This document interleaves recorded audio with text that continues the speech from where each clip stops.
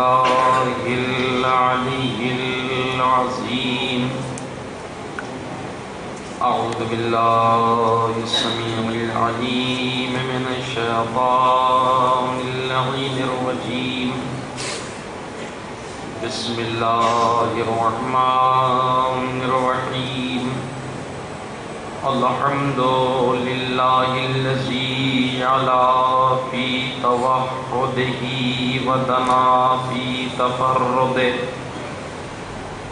وجلا في سلطانه وعظما في أركانه وأحاط بكل شيء علما وهو في شانه وقهر جميع الخلق بقدرته وبرهانه مجيدا لم يزل محمودا لا يزال بارئ المسموعات وداعي المدعوات وجبار الأرضين والسماوات والصلاة والسلام والتحية والإكرام على النبي الأمي المكي المدني القرشي الهاشمي مولانا ومقتدانا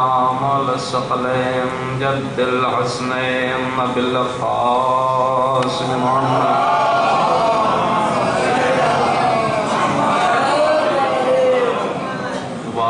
الطيبين الطاهرين المعصومين المظلومين المنتجبين المنتقدين ولعنة الدائمة على أعدائهم ومنكر فضائلهم الشاكين فيهم والمنعرفين عنهم أجمعين إلى يوم الدين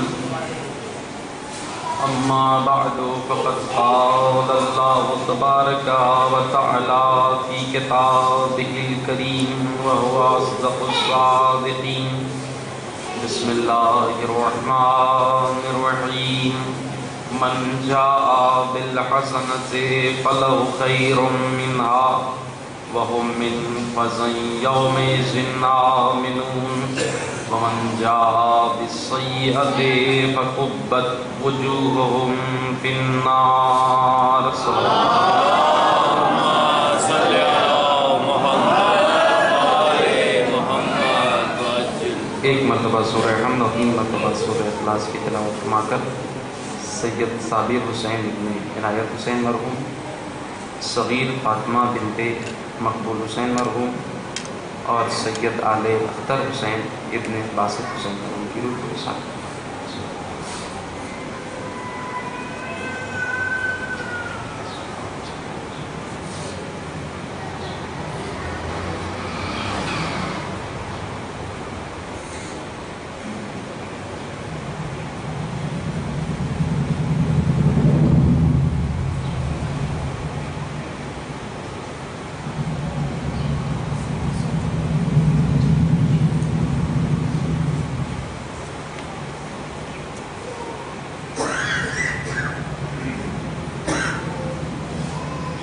صلوات پڑھ محمد وعلى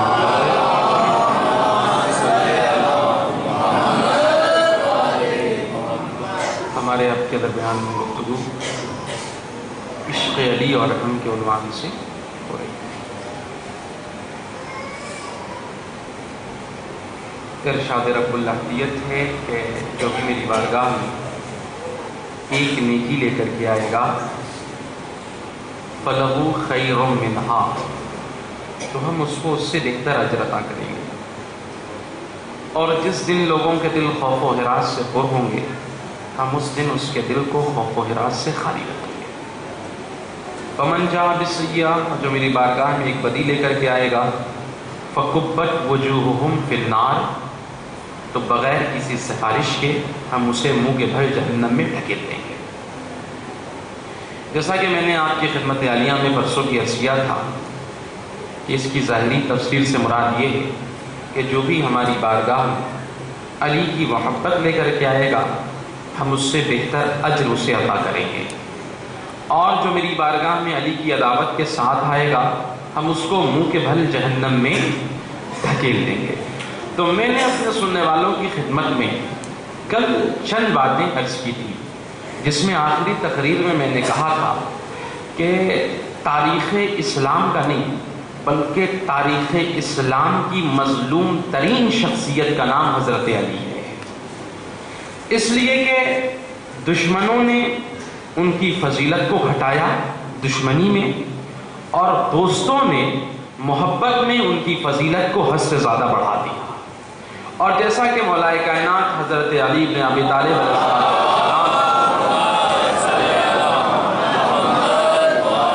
خود بھی ارشاد فرمایا ہے کہ میرے سلسلے میں دو لوگ گمراہ ہو گئے، محبون ایسے محبت کرنے والے، غال جنہوں نے ہماری محبت میں غلو کیا، ومبغض قال اور ایسی دشمنی کرنے والے کہ جنہوں نے ہماری دشمنی میں ہماری فضیلتوں کو چھپا دیا۔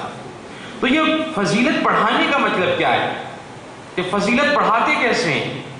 کیا اگر ہم شجاعت علی کا ذکر کریں تو یہ فضیلت بڑھانا ہوا؟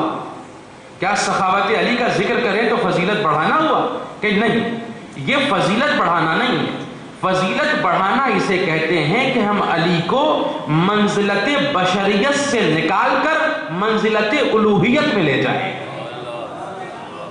اگر ہم علی کو منزلت بشریت سے نکال کر منزلت الوہیت میں لے جائیں گے تو یہ علی کو حد سے بڑھانا ہوا۔ گھٹانا کیا ہوا؟ اب شام کے لوگ یہ کہہ رہے ہیں کہ علی نماز بھی پڑھتا ہے، یہ گھٹانا ہوا۔ تو تاریخ انسانیت کی مظلوم ترین ذات مولا کائنات کی ہے، اور خود حضرت پیغمبر اسلام محمد مصطفیٰ صلی اللہ علیہ وآلہ وسلم ارشاد فرماتے ہیں کہ یا علی تمہاری مثال ویسے ہی ہے جیسے عیسیٰ ابن مریم کی تھی۔ مطلب یہ ہے کہ یہودیوں نے ان کی دشمنی میں ان کی ماں پر بہتان باندھا، اور نصیری و نصارہ نے ان کی محبت میں ان کو اللہ کا بیٹا کہہ دیا۔ یہی صورت حضرت علی بن ابی طالب علیہ السلام کے ساتھ ہے کہ چاہنے والوں نے حد سے زیادہ بڑھا دیا۔ تو کیا یہ بڑھانا ہے؟ اگر حضرت علی دوش مصطفیٰ پہ آ جائیں اور ہم اس کا قصیدہ پڑھیں تو کیا یہ بڑھانا ہے؟ قطعاً نہیں، یہ تو تاریخ میں موجود ہے، یہ بڑھانا نہیں بلکہ یہ عین شان مصطفیٰ ہے اور عین شان علی ہے۔ بھائی امام نسائی نے خصائص امیر المومنین علی بن ابی طالب علیہ السلام میں لکھا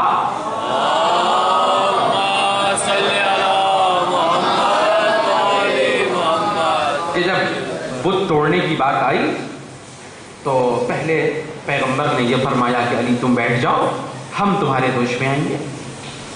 امام نسائی نے لکھا ہے اس کو۔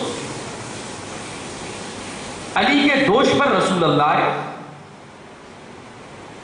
تو مولا کائنات سے روایت کی ہے نسائی نے، مولا کائنات فرماتے ہیں کہ ہم نے اپنے جسم میں کمزوری محسوس کی۔ نبی سمجھ گئے، کہنے لگے ہوتا ہے نہیں کمزوری محسوس کرنا، سمجھتے ہیں نا کہ تھوڑا سا آدمی لگتا ہے کہ بھیا بار زیادہ ہو گیا ہے، تو نبی کہنے لگے علی اب تم میرے دوش پہ آؤ۔ نبی بیٹھے، علی دوش مصطفیٰ پہ آئے۔ تو اب زمانہ یہ نہ کہے کہ یہ تقصیر شان مصطفیٰ ہے، یہ عین شان مصطفیٰ ہے۔ دوش پر ہے۔ اب مولا کائنات فرماتے ہیں کہ میں دوش مصطفیٰ پر آنے کے بعد ایسا محسوس کر رہا تھا کہ میں اتنا بلند ہو گیا ہوں، اتنا بلند ہو گیا ہوں کہ آسمان کی سطح کو چھو لوں۔ اب یہاں سے خطابت کا ایک جملہ اگر عرض کر دوں کہ یا علی جب آپ اتنی بلندی پہ چلے گئے تھے تو آسمان کے تارے کیوں نہیں توڑ لائے؟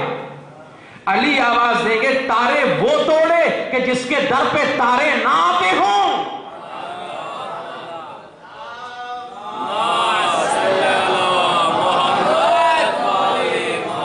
یہ بھی شان علی ہے، شان مصطفیٰ ہے، ان کو تارے توڑنے کی ضرورت نہیں ہے، تارے خود ان کے در پہ چلے آتے ہیں۔ لیکن جنہوں نے نہ شان مصطفیٰ سمجھا نہ شان علی سمجھا وہ یہ کہتے ہیں یہ بڑھا رہے ہیں، بھائی بلکہ دیکھیے تارے قرآن میں آئے، خواب میں آئے ہیں تارے. سورہ مبارک یوسف میں جب جناب یوسف نے خواب دیکھا، احسن القصص بہترین قصہ اسے کہا ہے قرآن نے. خواب میں کیا دیکھا؟ یا ابت انی رأیت احد عشر کوکبا والشمس والقمر رأیتهم لی ساجدین. بابا جان ہم خواب میں دیکھ رہے ہیں کہ 11 چاند و ستارے اور سورج ہمیں سجدہ ریز ہیں. باپ کیا کہتے ہیں؟ یا بنیا لا تقصص رؤیاک علی اخوتک، میرے لال اپنے اس خواب کو اپنے بھائیوں سے نہ بیان کرنا، اس لیے کہ وہ تمہارے لیے مکاری کی تدبیریں کرنے لگیں گے، اور شیطان انسان کا کھلا ہوا دشمن ہے. ذرا توجہ فرمائیے گا، اگر کوئی معصوم خواب میں ستارے کو سجدہ کرتا ہوا دیکھ لے تو معصوم منع کرے کہ اپنے بھائیوں سے نہ بیان کرنا. کیوں؟ وہ حسد کے شکار ہو جائیں گے اور تمہارے جان کے دشمن ہو جائیں گے. تو اگر کسی کے خواب میں ستارہ چلا آئے تو اپنے بھائیوں سے نہ برداشت ہو، اور کسی کو خود ستارہ در پہ چلا آئے. اب کہنے لگے کہ وَكَذَلِكَ، اب خواب کی تعبیر بیان کریں، وَكَذَلِكَ يَجْتَبِيكَ رَبُّكَ وَيُعَلِّمُكَ مِن تَأْوِيلِ الْأَحَادِيثِ وَيُتِمُّ نِعْمَتَهُ عَلَيْكَ، اور اسی طریقے سے تمہارا خدا تمہیں چن لے گا اور اپنی نعمتیں تمہارے اوپر تمام کرے گا. کس خواب کی تعبیر ہے یہ؟ کس خواب کی تعبیر ہے یہ اس خواب کی تعبیر ہے جس میں معصوم نے خواب دیکھا ہے کہ 11 ستارے اور سورج سجدہ کر رہے ہیں. تو ایک چیز سنت الہی بن گئی کہ اگر خواب میں بھی ستارے معصوم کو سجدہ ریز بن جائیں تو اللہ اس پر اپنی نعمتوں کو تمام کرتا ہے. میں کہوں گا خدایا جب یہ تیری سنت ہے تو جب علی کے در پہ ستارہ آ جائے تو اپنی نعمتوں کو تمام کر دینا. اس لیے کہ نعمتوں کے تمام کرنے کا مطلب آپ سمجھتے ہیں؟ اتمام نعمت. وآیت پڑھیے اکمال نعمت کی، الیوم اکملت لکم دینکم. یہاں خواب میں ستارہ آیا تھا، وہاں حقیقت میں ستارہ چلا آیا. لوگ اللہ کے نبی کے پاس آئے، کہنے لگے اللہ کے نبی آپ کے بعد آپ کا خلیفہ کون بنے گا؟ نبی خاموش رہے. پھر دوسرے دن لوگ آ گئے، پھر نبی خاموش رہے. پھر تیسرے دن لوگ آئے تو قرآن کہتا ہے نا وما ينطق عن الهوى ان هو الا وحی یوحی، وہ تو کلام ہی نہیں کرتا بغیر وحی الہی کے اشارے کے. وہی آئی، نبی کہہ دیجئے کہ کل جس کے در پہ ستارہ آئے گا وہی خلیفہ بنے گا. اب ستارہ آنا ہے، اب لوگ آنے والے کل کا انتظار کرتے رہے. یہ ستارہ نہیں آئے گا بلکہ یہ بشارت خلافت آئے گا. اب کیا ہوا؟ ستارہ ایسے نہیں آیا. لوگوں نے لکھا کہ وہاں سے ستارہ چلا. ظاہر ہے کہ کسی خاص چیز کا انتظار ہو تو آدمی اس کا بے صبری سے انتظار کرتا ہے، دل کی دھڑکنیں بڑھ جاتی ہیں، قلب سنبھال میں نہیں آتا، دماغ میں انتشار بڑھ جاتا ہے. اب ہر آدمی ستارے کو دیکھ رہا ہے کہ کہیں ایسا نہ ہو کہ میرے در پہ چلا آئے. اب دیکھیے ستارے کا بھی اپنا کمال ہے کہ بھئی کچھ چیزیں جو اوپر سے نیچے کی طرف آتی ہیں وہ کیسے آتی ہیں؟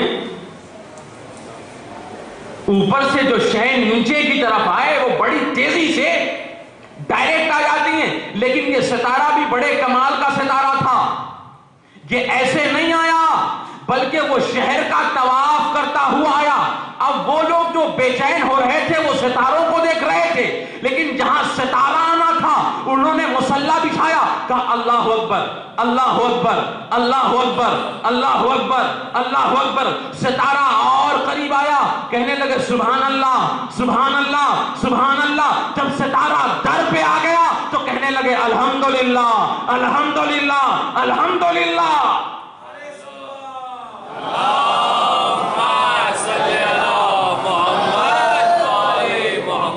تو علی آسمان سے ستارے کو کیوں توڑے جب خود ستارہ در مصطفیٰ پہ چلا آئے؟ تو یہ قصر شان مصطفیٰ نہیں کہ دوش مصطفیٰ پر علی آ گئے. اب مجھے دوش مصطفیٰ سے مجھے منبر مصطفیٰ یاد آ گیا. علی کے قدم ہے نا، دوش مصطفیٰ پہ آئے ہیں. جب لوگ 3 خلافتوں کے بعد حضرت علی کی بارگاہ میں آئے اور کہنے لگے یا علی ہم آپ کی خلافت کرنا، آپ کی بیعت کرنا چاہتے ہیں، آپ کو خلیفہ مانتے ہیں، تو علی نے کہا کہ نہیں، میں نے تمہاری دنیا کو طلاق دے دیا ہے۔ لوگ کہنے لگے یا علی ہم آپ سے ہدایت لینے آئے ہیں، اگر آپ نے ہدایت نہ کی تو ہم اللہ کی بارگاہ میں اور نبی کی بارگاہ میں روز محشر شکایت کریں گے کہ ہم علی سے ہدایت لینے کے لیے گئے تھے، علی نے ہدایت نہیں کی۔ اب علی مجبور ہو گئے تو لوگوں نے کہا یا علی ہاتھ بڑھائیے ہم بیعت کریں گے۔ علی کہنے لگے ایسے نہیں، یہ عام بیعتیں نہیں ہیں جو کہیں بھی کر لی جائیں، یہ علی سے بیعت کرو گے، علی سے بیعت کرنا گویا نبی سے بیعت کرنا ہے، وہاں چل کے بیعت کرو جہاں نبی کے ہاتھوں پہ بیعت کی تھی۔ اب علی کہاں گئے؟ مسجد میں، منبر پہ آئے، کہاں بیٹھے؟ وہاں بیٹھے جہاں نبی بیٹھتے تھے۔ ابھی تک دستور یہ تھا کہ جو بھی خلیفہ ہوا اس نے ایک زینہ چھوڑ دیا، مثلا رسول یہاں بیٹھتے تھے تو بعد میں آنے والا ایک عرش نیچے چلا آیا، اس کے بعد والا ایک زینہ اور چلا آیا، اس کے بعد والا ایک زینہ اور چلا آیا۔ تو اب بات یہ بھی تھی کہ اب علی کے لیے کوئی زینہ بچا بھی نہیں تھا۔ اب علی وہاں آئے جہاں نبی بیٹھتے تھے۔ اب ذرا توجہ فرمائیے گا، میں نے کہا کہ ہر قوم میں کچھ جری لوگ ہوتے ہیں، اگر آپ ہر بات کہہ دیں تو ہر بات آسانی سے سن نہیں لیتے بلکہ اعتراض کر دیتے ہیں۔ چیلی گوئیاں شروع ہو گئیں کہ علی وہاں بیٹھے جہاں نبی بیٹھتے تھے۔ بھئی علی ہے نا آپ کا بنایا ہوا خلیفہ، نہیں اللہ کا بنایا ہوا ہے۔ جسے انسان بناتے ہیں وہ انسانوں سے ڈرتا ہے، جسے اللہ بناتا وہ عام انسانوں سے نہیں ڈرتا۔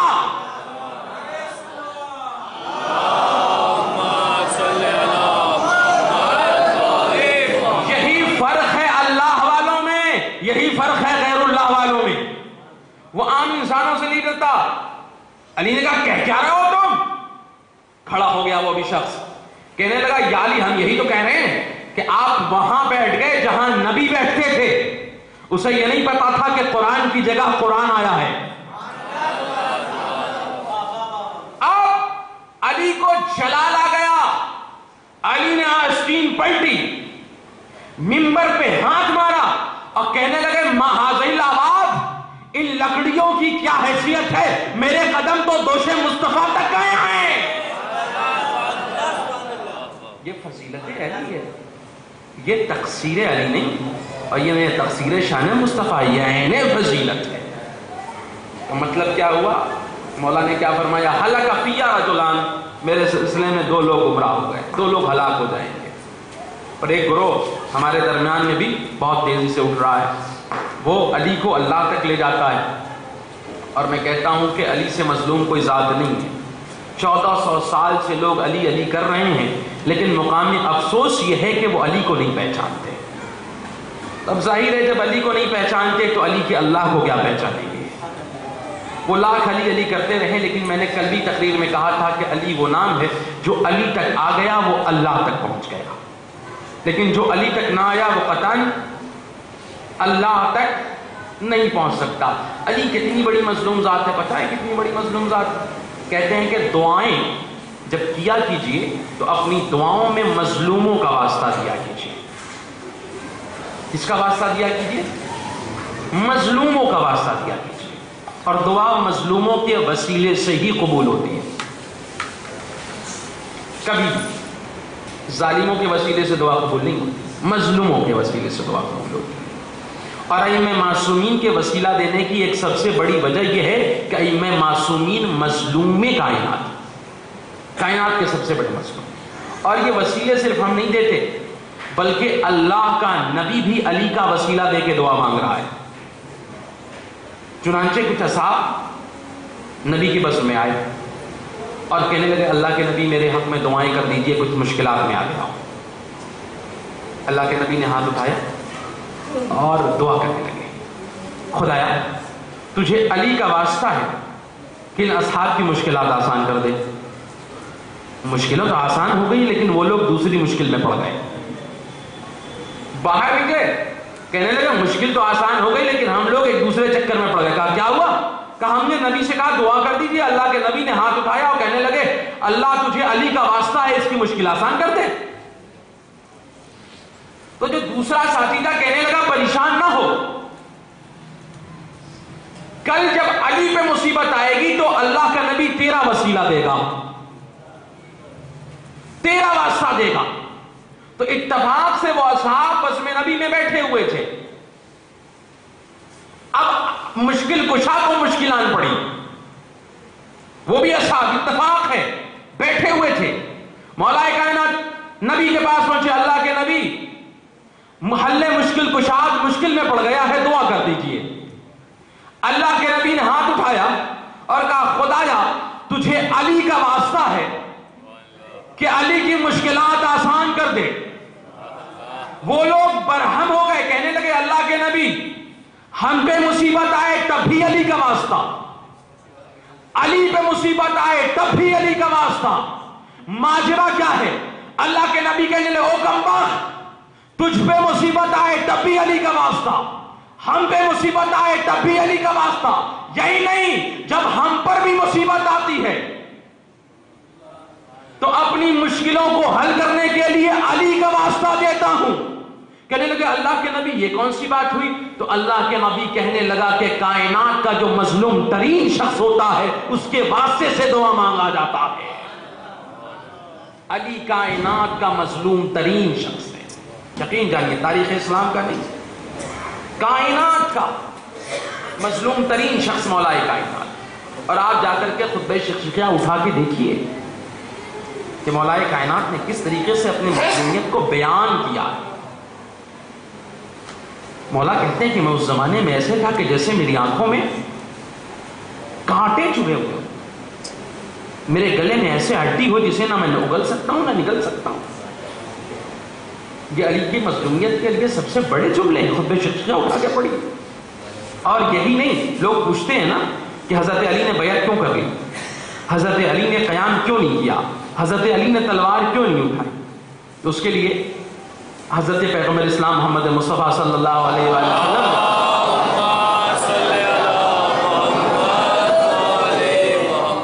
علی کی منزلت کے لیے ایک حدیث فرمائی تھی۔ کیا فرمایا تھا؟ یا علی انت منی بمنزلت ہارون من موسیٰ،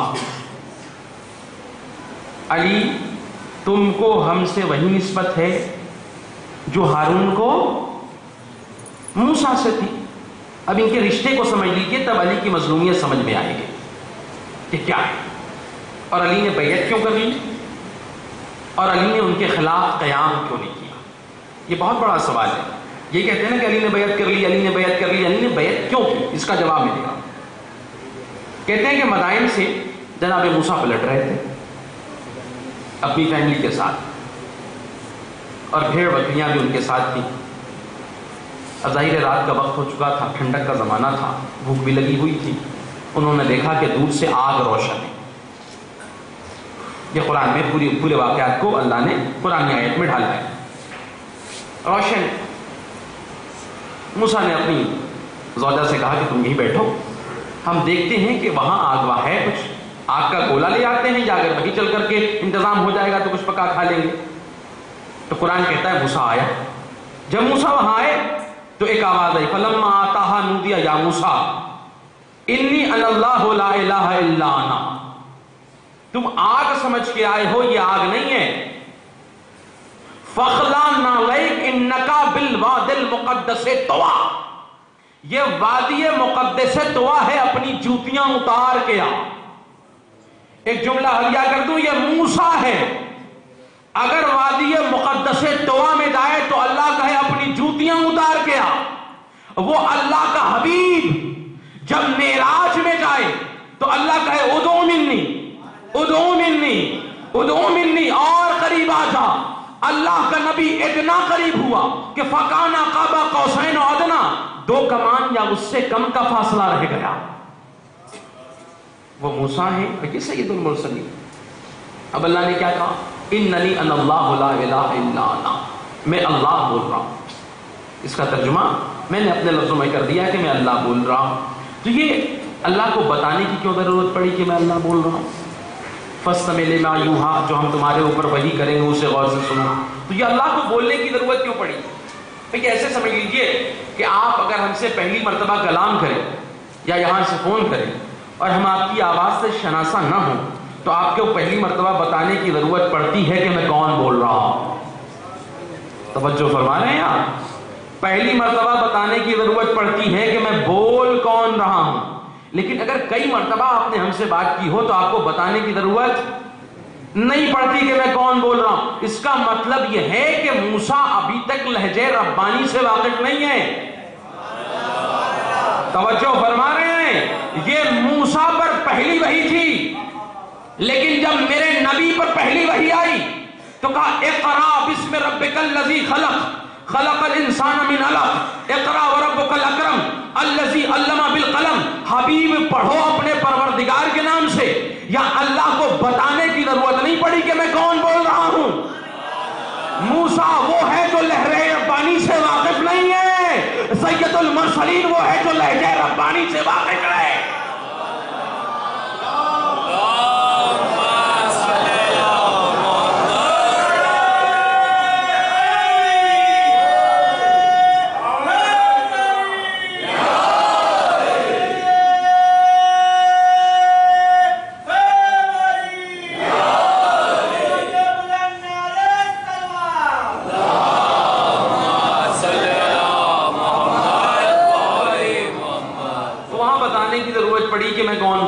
لیکن یہاں کیا کہا؟ اقرا بسم ربک الذی خلق۔ یہاں تھوڑا سا میں اپنے سننے والوں کو روکوں گا۔ حبیب پڑھیے اپنے پروردگار کے نام سے۔ یہ پہلی وحی ہے پیغمبر اسلام پر جو 5 آیتوں کی صورت میں نازل ہوئی۔ اقرا بسم ربک الذی خلق خلق الانسان من علق اقرا وربک الاکرم الذی علم بالقلم علم الانسان ما لم یعلم۔ یہ پہلی وحی ہے، جس پہلی وحی میں اللہ نے پڑھنے کا بھی ذکر کیا ہے اور لکھنے کا بھی تذکرہ کیا ہے۔ مطلب آپ سمجھیں کہ نبی میرا پڑھنا بھی جانتا تھا، لکھنا بھی جانتا تھا، اور پہلی وحی شروع ہوئی اقرا سے۔ لیکن افسوس کا مقام ہے کہ امت میں ہم بھی داخل ہیں۔ ایسا نہیں کہ امت مصطفیٰ سے ہم الگ ہیں، ہے نا؟ یہ مسلک ہیں جو شیعہ، سنی، مالکی، شافعی کہے جاتے ہیں، لیکن جب ہم پوری اجتماعی صورت میں ہوں گے تو کیا کہے جائیں گے؟ امت مصطفیٰ یعنی مسلمان ہیں۔ لیکن ستم ظریفی ہے کہ مسلمان پیغمبر پہ نازل پہلے وحی کے پہلے لفظ کو ہی نہ سمجھ سکا۔ اگر پہلے لفظ کو سمجھ جاتا کہ اقرا کے ذریعے حکم آیا ہے کہ پڑھو، تو اپنے ہاتھوں میں اسلحہ کے بجائے قلم اٹھاتا۔ لیکن امت نے اہمیت اقرا کو ہی نہیں سمجھا۔ تو میں ایک جملہ کہتا ہوں کہ جو امت اپنے نبی کے پہلے وحی کے پہلے لفظ کو نہ سمجھ سکی ہو، وہ پورے قرآن کو کیا سمجھے گی؟ تو جب امت پورے قرآن کو نہیں سمجھ سکتی تو پھر وہ ظاہر ہے کہ وہ انسان تو نہیں ہو سکتی، اس لیے کہ جو مسلمان ہوتا ہے وہی انسان ہوتا ہے۔ اگر مسلمان ہے تو وہ انسان ہوگا، اگر مسلمان ہے تو ایسا نہیں ہے کہ وہ مسلمان ہو اور انسان نہ ہو۔ تو ہماری توجہ علم کی طرف قطعا نہیں ہے، توجہ نہیں۔ اگر ہم اپنی ہی بات کر لیں تو ہم لوگ علم سے بہت دور بھاگتے ہیں، نہیں چاہتے پڑھنا لکھنا، اور تمام پریشانیوں کا جڑ جہالت، تمام پریشانیوں کا۔ لیکن اگر تھوڑی سی تعلیم آ جائے تو اب بھائی بھائی سے کیسے روابط رکھے گا، ماں باپ کے ساتھ اسے کیسے رہنا ہے، یہ ساری کی ساری چیزیں اسے خود بخود آ جائیں گی۔ لیکن تعلیم کے ساتھ ایک لفظ اور جوڑوں گا، تربیت۔ 2 چیزیں ہیں، تعلیم کے ساتھ تربیت کا ہونا بھی ضروری ہے۔ اگر فقط تعلیم دیا آپ نے، تربیت نہیں دی، تب بھی انسان مکمل نہیں ہوگا، اور اگر تربیت دی اور تعلیم نہیں دی تب بھی انسان مکمل نہیں ہوگا۔ اب بھئی کربلا میں جتنے بھی دشمنان امام حسین تھے سب تعلیم یافتہ تھے مگر تربیت نہیں تھی، لیکن جس میں تعلیم اور تربیت تھی وہ حر بن کے حسین کی بارگاہ میں آ گیا۔ تو ضرورت ہے کہ ہمارے اندر تعلیم بھی ہو اور تربیت بھی ہو۔ اس کی چھوٹی سی مثال آپ دیکھ لیں کہ کیا ہے۔ ہم نے اپنے بچے کو پڑھایا کہ بچہ پروفیسر بن جائے، ڈاکٹر بن جائے، انجینئر بن جائے، یہ جو بھی بنانا وہ بن جائے، ٹھیک ہے، ہم نے اسے بنا دیا۔ اور ہم جب ترغیب دیتے ہیں تو کیا کہتے ہیں کہ بیٹے اگر اچھے سے نہیں پڑھو گے تو کچھ بن نہیں پاؤ گے، جب کچھ بن نہیں پاؤ گے تو پیسے نہیں کما پاؤ گے۔ تو شروع سے ہمارے ذہن میں کیا رہا؟ پیسہ۔ میں بار بار اپنی تقریروں میں کہتا ہوں کہ ہمیں دو چیز چاہیے، دنیا میں پیسہ، آخرت میں جنت ہے۔ اگر دو چیزوں کی کوئی ضمانت دے دے تو پھر ہمیں کسی آدمی سے کوئی واسطہ ہی نہیں ہوگا۔ ہر آدمی کے دماغ میں کیا ہے؟ پیسہ۔ ہمیں پیسہ چاہیے۔ ڈاکٹر بننا ہے کیوں؟ انجینئر بننا ہے کیوں؟ آج کل تو مولوی کو بھی جوڑ لیجئے، ہے نا، کہ بھیا مولوی بننا ہے کیوں؟ مجلسیں پڑھیں گے، مجلسیں پڑھ کے کیا کریں گے؟ پیسے کمائیں گے، ہے نا۔ تو پہلے تک تو یہ تھا کہ نہیں صاحب وہ علم دین ہے، خالص علم دین ہے، لیکن میں بڑے صاحب کو اس سے کام لے رہا ہوں۔ تو ہر انسان کی نظر میں ہے پیسہ۔ تو ہم نے بچے کو پڑھا تو دیا، اب اس کا اثر کیا ہوا؟ آپ کا بچہ بھوپال سے دلی چلا گیا، یا بہت اچھا پڑھا ہے تو باہر چلا گیا۔ اب آپ نے کہا بیٹے بہت دن ہو گئے ہیں، خواہش ہو رہی ہے کہ تمہاری زیارت کر لوں، دیدار کر لوں۔ وہ کہتا بابا نہیں آ سکتا۔ کیوں نہیں آ سکتے؟ ابھی بہت زیادہ کیا ہوگا؟ کہ حضور بہت زیادہ یہ ہوگا، سیلری کٹتی ہے۔ یہی تو ہوتا ہے نا، اگر پرائیویٹ جاب میں بھی کوئی ہے تو بہت زیادہ کیا ہوتا ہے؟ سیلری کٹ جائے گی، 4 دن کی 5 دن کی، جتنے دن آپ کی غیبت اگر سیل ختم ہو گئی ہے تو اب اگر آپ نے تعلیم کے ساتھ تربیت دی ہوتی اور شروع سے یہ نہ پڑھایا ہوتا کہ ہمیں پیسہ چاہیے، تو وہ 5 دن کی سیلری چھوڑ کر کے باپ کے زیارت کو چلا آتا۔ لیکن ہم نے سکھایا بچپنے سے پیسہ چاہیے، تو اس نے بھی آخری عمر میں باپ کو دکھا دیا کہ پیسوں کی اہمیت ہے، ملاقات کی نہیں۔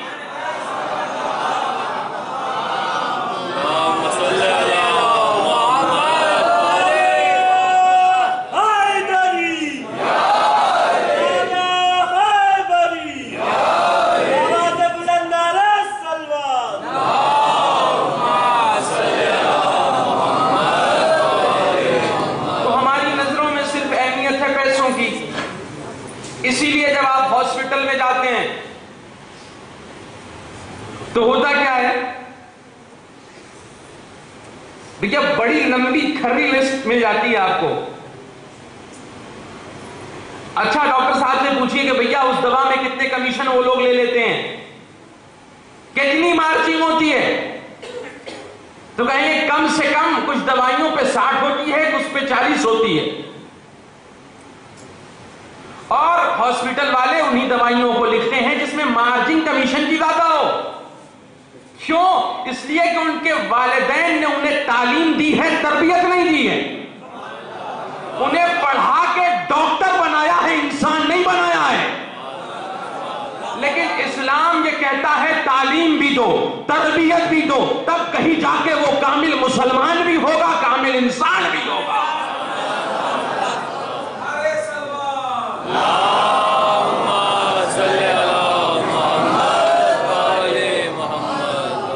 تعلیم کے ساتھ تربیت ضروری ہے اور انسان کے ساتھ تعلیم ضروری ہے، اس کے بغیر گنجائش نہیں ہے۔ اور میں بارہا یہ جملے کہا کرتا ہوں کہ نظام جمہوریت میں اپنے آپ کو ثابت کرنے کے 2 طریقے ہیں، فقط 2 طریقے۔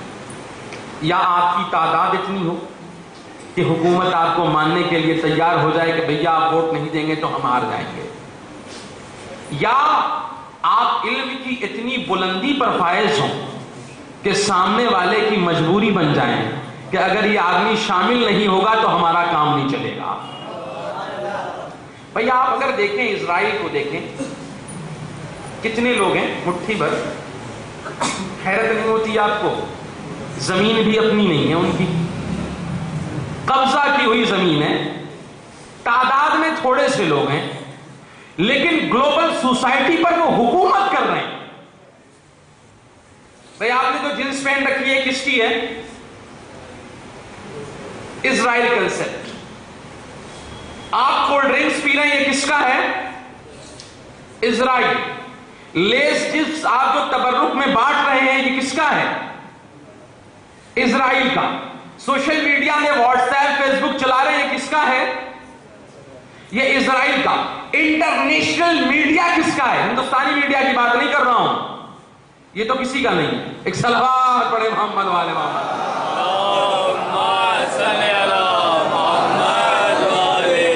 انٹرنیشنل میڈیا کس کا ہے؟ یہودیوں کا ہے۔ یہ لوگ کتنے ہیں؟ تھوڑے سے ہیں، مگر انہوں نے اپنے علم کے معیار پر اپنے آپ کو اتنا کسا کہ ہمارے اور آپ کی مجبوری بن گئے اور پوری دنیا پہ حکومت کر رہے ہیں۔ ہماری تعداد تو ان سے زیادہ ہے، ہمارے پاس زمینیں بھی اپنی ہیں، ہمارے پاس لوگ بھی اپنے ہیں، لیکن اگر نمبرنگ کی جائے تو وہ ٹاپ پہ نظر آئیں گے اور ہم شاید اس آسمان کی زمین میں بھی نہ دکھائی دیں۔ یہ ریئلٹی ہے، یہ حقیقت ہے۔ لیکن ہمیں کہاں ہونا چاہیے تھا؟ ہمارے پیغمبر پہ پہلی وحی آئی تو کہاں سے شروع ہو رہی ہے؟ اقرا، پڑھو۔ ہم نے پڑھا نہیں، اپنے کو برباد کر ڈالا۔ ہم نے کتابوں سے دوستی نہیں کی، ہم نے قرآن کو دوست نہیں بنایا، ہم نے اہل بیت کو دوست نہیں بنایا، ہم نے کہا ہم بس ایسے ہی آتے جاتے رہیں گے، کامیاب ہو جائیں گے۔ اچھا، زبانی لفاظی تو ہماری یہ ہے کہ صاحب ہم سے بڑا ہوشیار کوئی نہیں ہے۔ باتیں اگر کر لیجئے تو کہیں کہ بھئی ہم سے بڑا شعور والا کوئی نہیں ہے نا؟ ہر آدمی کہتا ہے ہم شیعہ۔ کیا ہیں آپ؟ ہمارا جواب نہیں۔ اچھا کیا جواب نہیں ہے؟ ایک آدھ بتا دیجئے جواب نہیں ہے۔ بھئی ہمارے بچے علی کے بارے میں جانتے ہیں۔ ارے بھیا وہ آپ کے رہبر ہیں، آپ نہیں جانیں گے تو کون جانے گا؟ ہم حسین کے بارے میں جانتے ہیں دوسروں سے زیادہ، یہ کون سے کمال کی بات ہے؟ آپ نہیں جانیں گے تو کون جانے گا؟ کہ ہم اللہ کی وحدانیت کو اچھے سے پہچانتے ہیں، بھیا یہ بھی نہیں جانیں گے تو اور کیا جانیں گے آپ؟ یہ کمال نہیں ہے کہ آپ علی کو بہت زیادہ جانتے ہیں، یہ کمال نہیں ہے کہ آپ حسین کو بہت زیادہ جانتے ہیں۔ حسین کو لیڈر مان کے آپ نے سیکھا کیا؟ علی سے عشق کر کے آپ نے سیکھا کیا؟ بھئی لیڈر اس لیے نہیں ہوتا کہ صرف وہ لیڈنگ کرتا ہے، مضبوط قیادتیں اس لیے ہوتی ہیں کہ قوم راہ راست پر آ جائے، ورنہ مضبوط قیادتوں کا فائدہ کیا ہے؟ بھئی وہ قومیں فیلئر ہو جاتی ہیں جن کے پاس مضبوط لیڈرشپ نہیں ہوتی۔ لیکن کیا آپ کو حیرت نہیں ہوتی؟ علی جیسا مضبوط لیڈر ہمارے پاس ہے اور دنیا کی سب سے فیلئر قوم ہم ہیں، سب سے فیلئر کا قوم ہے۔ دیکھیے نظر دوڑائیے، ایک پورے ہندوستان میں آپ کو شاید 10-20 سائنٹسٹ مل جائیں تو مل جائیں، شاید۔ فہرست بنائیے کہ مدھیہ پردیش میں کتنے ڈاکٹرز ہیں۔ جب آپ فہرست بنائیں گے تو شاید 8-10 مل جائیں تو مل جائیں، ہے نا؟ آپ بنائیے فہرست کے IITian آپ کے یہاں کتنے ہیں، صرف سادے بی ٹیک والے نہیں، IITian کتنے ہیں، تو آپ فہرست بنائیں گے تو شاید 20-25-50 مل جائیں آپ کو۔ اب اپنی تحقیق اور سروے کا حلقہ بڑھاتے جائیے، پورے ہندوستان کو لے لیجیے اور پھر سروے کیجیے کہ آپ کہاں کھڑے ہیں۔ تو جس پیغمبر پہ پہلی وحی اقرا سے شروع ہو رہی ہے، ہم جہالت کے آخری پیدان پہ کھڑے ہیں۔ تو یہ ہم تو قرآن کی تعلیمات کو لینے والے لوگ ہیں نا، یہ تعلیم لے رہے ہیں ہم، یہ مجلسوں سے ہم سیکھ رہے ہیں کچھ نہیں، سیکھ نہیں رہے، صرف تبرک کھا رہے ہیں، ہے نا؟ صرف تبرک کھا رہے ہیں۔ بھئی آج کیا بٹا تھا، کل کیا بٹے گا، پرسوں کیا بٹے گا، یہی تو ہے نا ہمارے۔ بھئی یہ نہیں کہ وہاں مل کیا رہا ہے، جو ممبر سے دیا جا رہا وہ بھی ہم لے رہے ہیں کہ نہیں لے رہے ہیں؟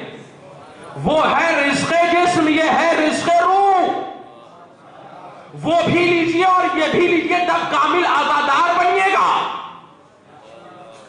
کامل عزادار بننے کے لیے رزق روح بھی لینا ہوگا اور رزق جسم تو لیتے ہی ہیں۔ یہ ویسے ہی ہے کہ مولا کائنات حضرت علی بن ابی طالب علیہ السلام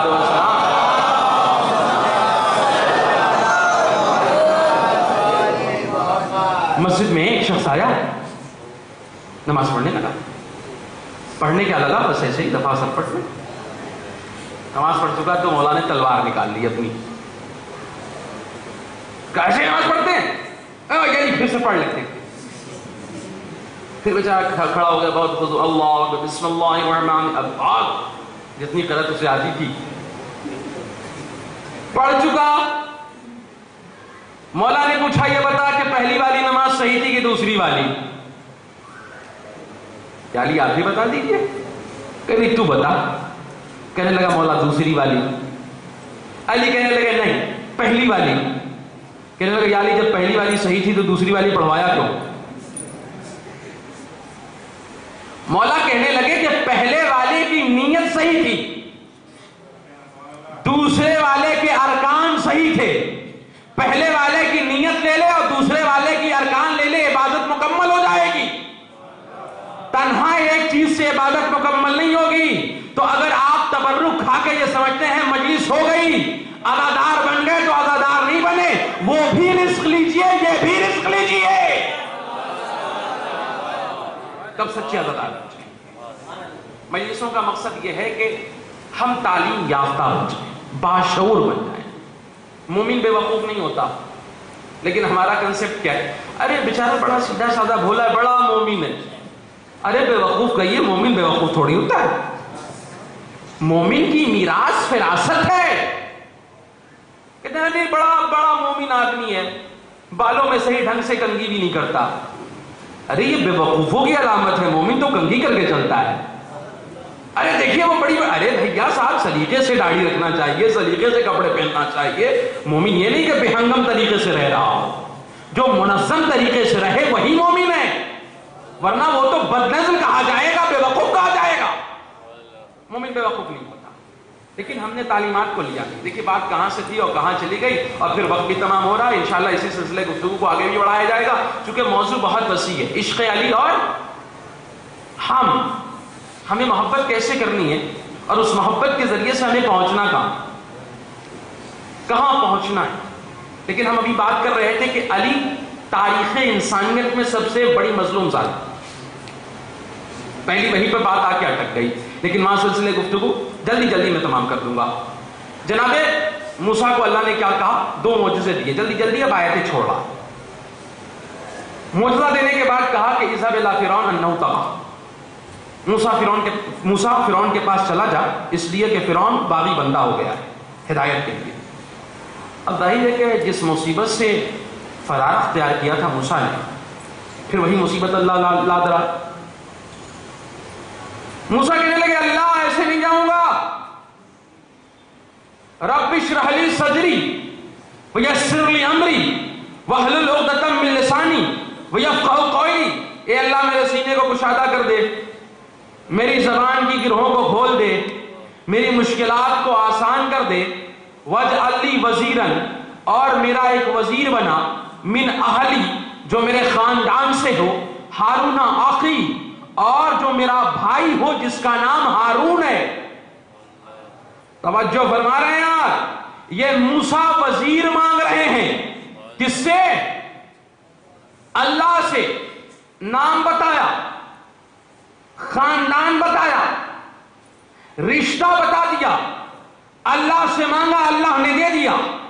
لیکن میرے نبی نے بھی وزیر مانگا تھا، اللہ کے نبی نے ہاتھ کو بلند کیا، رب ادخلنی مدخل صدق واخرجنی مخرج صدق واجعل لی من لدنک سلطانا نصیرا، اے اللہ تو اپنے پاس سے سلطان نصیر دے۔ نہ نام بتایا، نہ خاندان بتایا، نہ قبیلہ بتایا، نہ رشتہ بتایا۔ دیکھیے اگر مانگنے والے کو پتا ہے کہ دینے والے کی شان کیا ہے تو دینے والے پہ چھوڑ دینا چاہیے، اس لیے کہ جب دینے والا دیتا ہے تو اپنے شان کے اعتبار سے دیتا ہے۔ اللہ کے نبی نے اللہ کے پاس سے مانگا تھا تو اللہ نے کہا جب تو نے ہمارے پاس سے مانگا ہے تو 29 عام الفیل کو میرے گھر سے لے لینا۔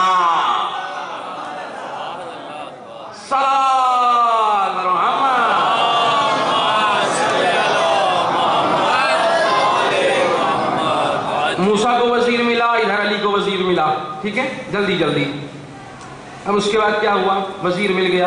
اب چند آیتیں چھوڑ رہا ہوں اس لیے کہ ہمیں اپنے مطلب تک پہنچنا ہے۔ 40 دن کی لیے جناب موسیٰ کہاں چلے گئے؟ کوہ طور پر پلٹے. جب پلٹے تو دیکھا کہ ان کی قوم گوسالہ پرستی میں مبتلا ہو گئی، جہاں لانا تھا وہاں میں آ گئی. تو جناب موسیٰ نے اپنے بھائی کے سر کے بال کو پکڑ کے اپنی طرف کھینچ لیا. قرآن میں لکھا ہوا ہے آیت کے طور پر. تو جناب ہارون کیا کہتے ہیں؟ جناب ہارون کہتے ہیں یا ابن العم، اے میرے ماں کے بیٹے، ان القوم تضعفونی، میری قوم نے مجھے کمزور بنا دیا ہے، وَقَادُوا أَن يَقْتُلُونَنِي، اور قریب تھا کہ یہ ہمیں قتل کر دیتے. یہ مظلومیت ہارون ہے. کس کی مظلومیت ہے؟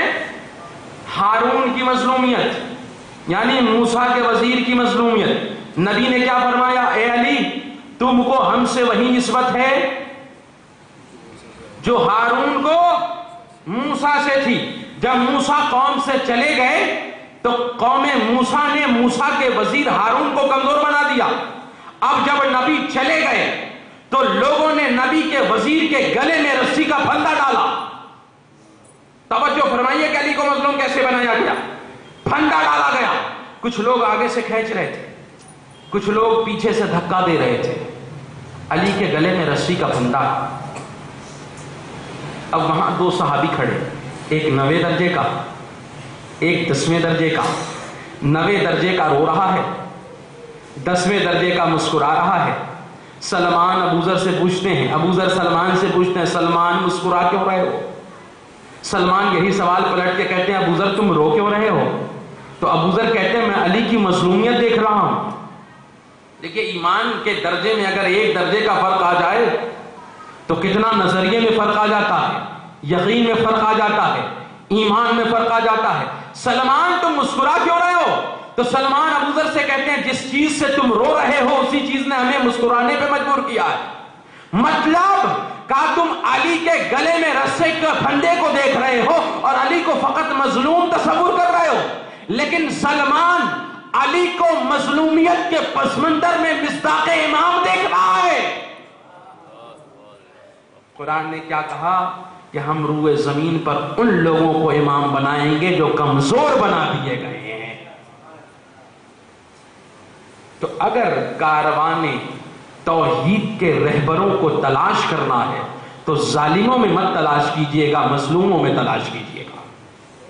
اب اس سوال کا جواب جو میں نے اس واقعے کو شروع کرنے سے پہلے کیا تھا کہ علی نے بیعت کیوں لی، تو پتہ ہے جس نے گلے میں رسی کا پھندا ڈالا تھا، جا کے تاریخ پڑھ لیجئے گا، سب لکھا ہوا ہے اس میں. اس سے پوچھا مولا نے کہ اگر میں بیعت نہ کروں گا تو کیا کرو گے؟ تو پتہ اس نے کیا کہا؟ علی اگر آپ بیعت نہیں کریں گے تو ہم آپ کے سر و تن میں جدائی کر دیں گے. تو اب یہاں پر مولا کائنات نے یہی آیت پڑھی، اے ابن عم، آپ کی قوم نے ہمیں کمزور بنا دیا ہے. ایک سوال کا جواب ہو گیا کہ اگر علی بیعت نہ کرتے تو کیا کیا جاتا؟ سر و تن میں جدائی کر دی جاتی. تو آپ کہیں گے پھر علی نے تلوار کیوں نہیں نکالی؟ تو وہی آیت جو جنگ بدر کے موقع پہ نازل ہوئی تھی، مولا کائنات نے قبر رسول سے گزرتے ہوئے 3 مرتبہ پڑھا، یا ایھا النبی حرض المؤمنین علی القتال. اے اللہ کے نبی آپ مومنین سے کہہ دیجئے، ان یکم منہم، اگر ان میں سے 20 صابر ہوں گے تو اللہ 200 پہ غالب کر دے گا. اور علی کہتے جاتے تھے، اللہ کے نبی میرے پاس 20 جانثار بھی موجود نہیں ہیں. یہ ہے علی کی مظلومیت. 20 جانثار بھی مولا کائنات کے پاس نہیں جو علی کا ساتھ دے سکتے. اور یہ صرف کنڈیشن مولا کائنات کے ساتھ نہیں ہے، امام حسن کے ساتھ بھی یہ سچویشن ہے. صرف تنہا کربلا کے لیے حسین تھے جنہیں 72 جانثار مل گئے، ورنہ نہ اس سے پہلے کسی کو ملے نہ اس کے بعد کسی کو ملے. امام سجاد سے زہری نے پوچھا تھا بعد کربلا، مولا آپ صرف حج پہ حج کیے جاتے ہیں، جہاد نہیں کرتے؟ تو پتہ ہے مولا نے کیا فرمایا؟ سورہ مبارک توبہ کی آیت نمبر 112 پڑھی، اور کہا التائبون العابدون الحامدون السائحون الراکعون الآمرون بالمعروف والناہون عن المنکر والحافظون لحدود اللہ. اگر ان صفات کے مالک چند اصحاب ہمیں مل جائیں تو ہم اپنی تلوار کو نیام سے باہر نکال لیں. امام سجاد کہتے ہیں میرے پاس 20 جانثار بھی نہیں. یہ طلحہ شرف کسے ملا؟ امام حسین علی مقام کو. اور ایک میں جملہ کہتا ہوں، امام علی مقام نے کربلا ایسے سجائی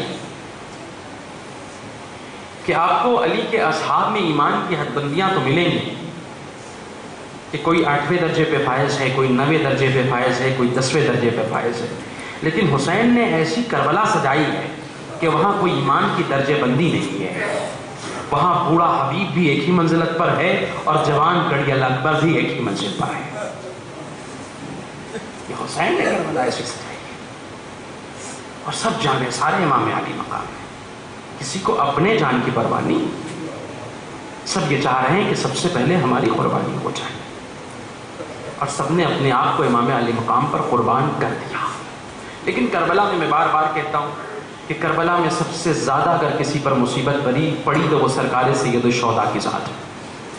اور یہ میں نہیں کہہ رہا ہوں، خود امام علی مقام فرما رہے ہیں کہ انا قتیل الابرار، مجھے ایسے ہی نہیں مارا گیا، مجھے رولا رولا کے مارا گیا ہے، مجھے رولا رولا کے شہید کیا. آپ کیا سمجھتے ہیں بھوک اور پیاس کی حالت میں 71 لاشوں کا اٹھانا کوئی آسان بات ہے؟ اور جبکہ جسم پر تیروں کے انبار لگے ہوئے ہیں. میر انیس نے کہا تھا نا 1900 ہے زخم تنے چاک چاک پہ، زینب نکل حسین توقع ہے خاک پر. لیکن یہ تعداد انیس نے کم بتائی ہے 1900. کسی نے باد کربلا بیمار کربلا سے پوچھا مولا یہ بتائیے کہ آپ کے بابا کے جسم پر کتنے تیر لگے تھے؟ تو میرا مولا تڑپ کے کہتا ہے کہ تعداد نہ پوچھ، بس اتنا جان لے کہ میرے بابا کا کوئی ایسا جسم بچا نہ تھا جہاں تیر لگے نہ ہو. تعداد کا اندازہ نہیں لگایا سکتا. طبیب سے پوچھئے کہ جب جسم پر زخم لگے ہوئے ہوں تو پیاس کی شدت و حدت بڑھ جاتی ہے. اب مجھے نہیں پتا کہ حسین کربلا میں کتنے پیاسے تھے، لیکن مولا بار بار کہتے تھے انا قتیل الابرار، مجھے رولا رولا کے مارا گیا، مجھے رولا رولا کے قتل کیا گیا. کبھی انہوں محمد کا لاشا اٹھایا تو کبھی قاسم کا پامال لاشا اکٹھا کیا، کبھی عباس جیسے بھائی کے بازو سمیٹے، کبھی کڑیل جمع علی اکبر سے سینے کی برچھی کی انی نکالی. اب آخری مرتبہ حسین آئے ہیں اور خیمے میں زینب سے کہا بہن زینب میرا کوہنا یمنی لباس لے دیا. جیسے ہی زینب نے کوہنا یمنی لباس کا نام سنا نا، زینب لرز گئی، کہنے لگی بھیا واقعاً کیا یہ آخری ملاقات ہے؟ ہاں بہن یہ آخری ملاقات ہے. زینب سنجوکتا لے کر کے آئی، کوہنا یمنی لباس نکالا. حسین نے اسے جگہ جگہ سے تار کیا، بھیا یہ کیا کر رہے ہو؟ بہن تاکہ میری شہادت کے بعد لعین میرے لباس میں رغبت نہ رکھیں. راوی کہتا ہے حسین نے کوہنا یمنی لباس سے بے تن کیا اور اس کے بعد زینب سے رخصت ہوئے، ہاشمیات میں آئے، شور و شین کی صدائیں بلند ہوئی. حسین نے ہاتھ کو آسمان کی جانب بلند کیا، خدایا ان مستورات کو صبر جمیل عطا فرما. حسین کی دعا قبول ہوئی. اب یہ کہہ کے حسین خیمے سے باہر نکلنے لگے. خدائے سخن میر انیس فرماتے ہیں کہہ کے یہ سخن شاہ چلے خیمے سے باہر، خیمے میں بپا ہو گیا ہنگامہ محشر. چلا کے کوئی کہتی تھی ہے میرے سرور، کہتی تھی کوئی اب نہیں آئیں گے برادر. بابا کو قسم دے کے بلاتی تھی سکینہ، سر پیٹتے پیچھے چلی آتی تھی سکینہ. کہتی تھی کہ قربان ہو بیٹی چلے آؤ، مر جاؤں گی بابا تم مجھے چھوڑ نہ جاؤ. بےتاب ہوں نہ ناز جگر تم نہ کڑھاؤ.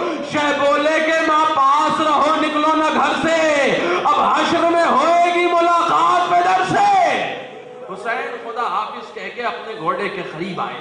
لیکن عزیزو جب بھائی اور بہن کی رخصتی بڑی عجیب ہوتی ہے. جب دنیا کے بھائی اپنے بہنوں سے رخصت ہونے لگتے ہیں نا، جب پردیس کا سفر کرتے ہیں نا، تو بہنیں در دہلیز پہ آ کے بھائی کو خدا حافظ کہتی ہیں. لیکن جب بہنیں خدا حافظ کہتی ہیں تو بہنوں کی آنکھیں بھر آتی ہیں. میں دنیا کی بہنوں سے سوال کروں گا بہنوں یہ بتاؤ کہ تمہاری آنکھیں بھر کیوں آئیں؟ تمہارا بھائی سلامت آئے گا نا؟ تو بہنیں ہاتھ کو آسمان کی جانب بلند کر کے کہتی ہیں خدایا میرے بھیا کو سلامت رکھنا.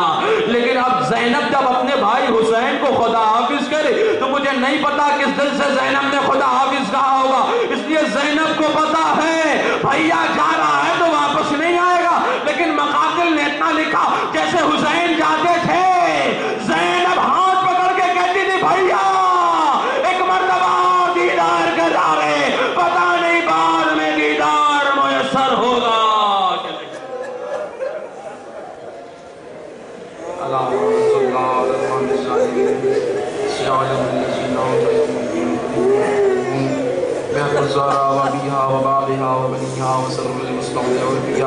خدایا ہمارے اس مختصر رسم کو قبول فرما، خدایا ہمارے گناہوں کو معاف فرما، ہمارے والدین کی مغفرت فرما، تمام مومن و مومنات کی مغفرت فرما۔ یا اللہ جو مریض ہیں شفائے کلیہ عاجل عنایت فرما۔ یا اللہ ہمارے لیے بہترین دعا ہمارے والد وارث امام زمان کے ظہور میں تعجیل فرما، ہم سب کو ان کے اعوان و انصار میں شمار فرما، امام کو صحت و سلامتی عنایت فرما۔ ایک مرتبہ سورہ حمد و 3 مرتبہ سورہ اخلاص کی تلاوت فرما کر سید صابر حسین ابن عنایت حسین مرحوم، صغیر فاطمہ بنت مقبول حسین مرحوم، سید علی اختر حسین ابن باسط حسین مرحوم کی روح کو شاد فرما۔